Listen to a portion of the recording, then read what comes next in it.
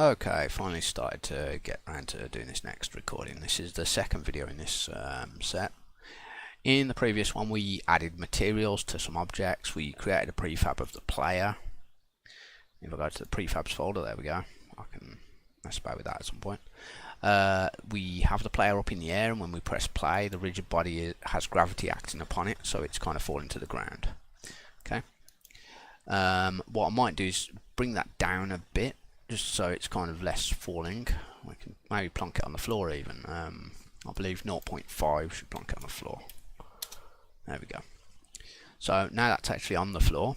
I'm going to rotate to the Z-axis and bring it up a bit, I think. Is that the correct? So we'll look at where the camera's looking. I think that's... camera is pointing... Where's the camera pointing? Is it pointing towards the Z-axis or away from the Z-axis? I don't know. But anyway, so yeah, we've got this scene. That seems to be okay. What I'm going to do is I'm going to add something to the actual player thing. So if I go into my scripts folder, I'm going to make a new script. So create C# script, call it player controller. Okay, that's a new script. Now I can literally drop this onto the player. Now if I go to the player, you'll see it's got player controller script here. Now if I click apply, that will actually add it to the prefab as well, so it's available on the prefab. Now I'm going to edit this script by double clicking on it, which will open it into Visual Studio. And what we're going to do is we're going to make it so that we can use the keys to move around the scene. Now for this I'm going to do pretty much kind of what we was doing on the paper earlier. So if I make a public float speed, save that, and go back into Unity and then click on this player, you'll actually see speed equals, well, speed 0. Now we can edit this by just going on the speed word and to the right to go up, to the left to go down, or up to go up and down to go down. You can just do either or you can input an actual number. So I'm going to say 6, give it a speed of 6, whatever that. Now I'm going to go back into the actual thing and do something with this speed. So basically on the update method, I'm going to turn around and I'm going to say okay. Oh, actually I know what else I want to do. Let's make another. Yeah, I'll make a vector 3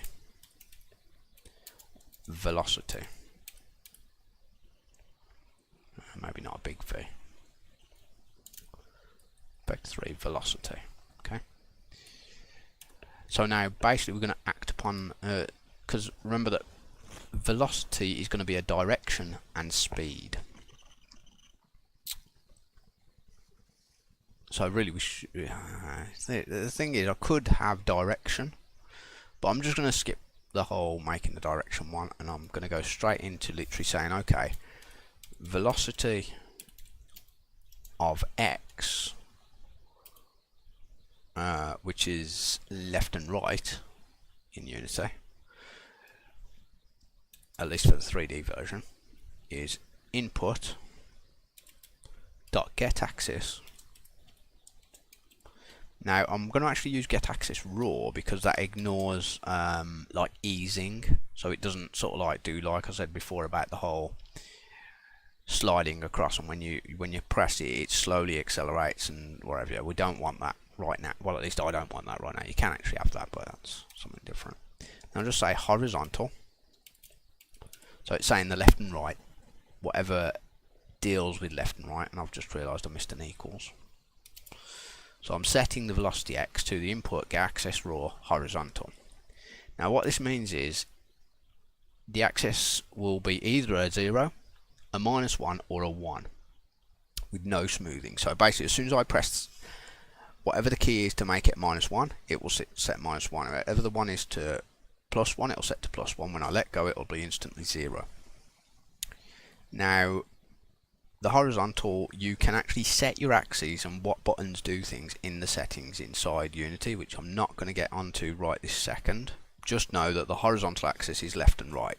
Left equals a -1, right equals a +1. Vertical's the same sort of thing. Up equals a +1, down equals a -1, I think. Pretty sure. Depends where 0 starts in the scene. I can't remember, to be honest. But we'll see. And then that'll deal with the left and right. So if I save that right now, it won't do much because it'll just go, okay, that's the x of that is now equal to that. So I'm going to now add, literally copy and paste to save messing, doing like typos all over the place. So copy and paste that. And now instead of the x, I want to do not the y, but the z. Because it's 3D, z does like up and down. Y would actually be jumping, you know, like boing, up in the air. We can mess about with that at some point, but this will be the vertical axis. Okay, so we've set the two parts of the vector 3 velocity that we want to set. Now, if you don't change it, it's automatically set to 0, by the way. So you can actually implicitly set it to 0 if you wanted to in the start, but I'm not going to because it just does automatically. I know it does. So it'll basically be x will be 1, y will be 0, and but 1 or -1 depending on whether you're pressing whatever key.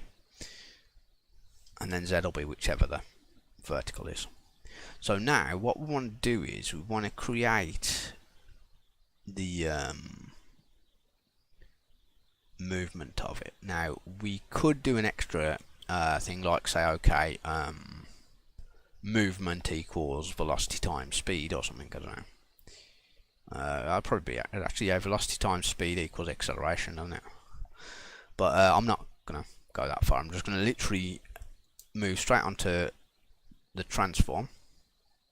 Now the transform is the thing that holds like the position, the size, and the rotation.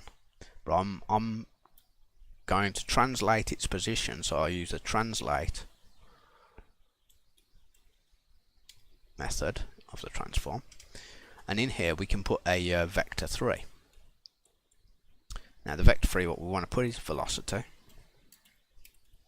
and we can multiply this by a float. So if I multiply it by speed, we will literally get that. But I do want to also multiply it by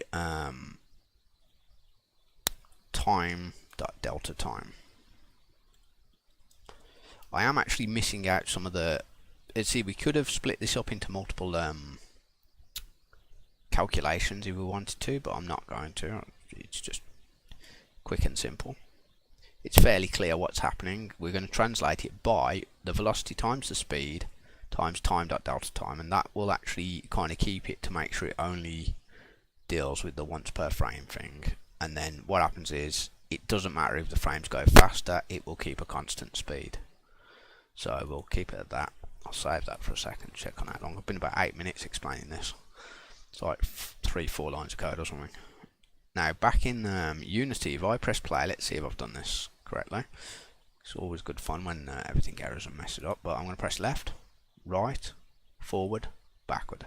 Now at the moment I'm facing the opposite way to what's it? No, not bottom, front, left, back. Here we go. There's the back of it. So now if I go forward, oops, sorry, if I click on here and go forward, it goes forward, backward, left, and right. Yeah, in both views.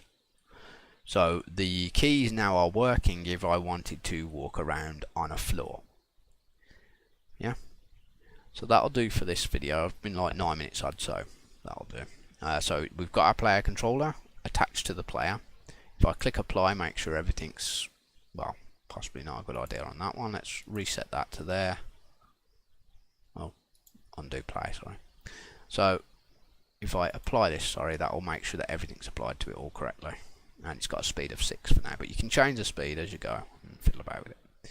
So that'll do for this one. I'll see you in the next video.